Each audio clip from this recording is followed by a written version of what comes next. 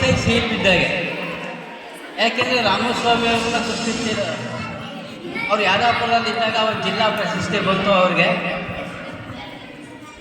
ಇದೇ ಪರಿಸ್ಥಿತಿ ಯಾದವಪುರದಲ್ಲಿ. ಯಾಕೆ ಅಂದರೆ ಮಕ್ಕಳ ಮಾತೃಭಾಷೆ ಬೇರೆ,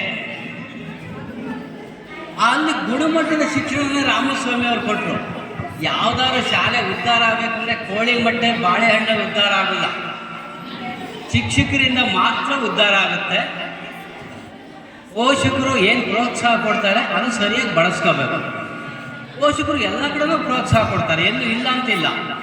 ಆದರೆ ಬಳಸ್ಕೊಳ್ಳೋದ್ರಲ್ಲಿ ಕೆಲವು ಶಿಕ್ಷಕರ ವೈಫಲ್ಯದಿಂದ ನಮ್ಮ ಶಾಲೆಗಳು ಮುಚ್ಚುತ್ತಾ ಇದೆ ಅಷ್ಟೇ. ಇದನ್ನು ನಾನು ನೇರವಾಗಿ ಹೇಳ್ತೀವಿ, ಒಬ್ಬ ಪತ್ರಕರ್ತನಾಗಿ ನಾನು ಹೇಳ್ತೀವಿ. ಇವತ್ತಿನ ದಿವಸ ಹೆಣ್ಕಟ್ಟೆ ಹೋಬಳಿದ ಒಂದು ಶಾಲೆ ಇದೆ, 12 ಮಕ್ಕಳಿದ್ರು.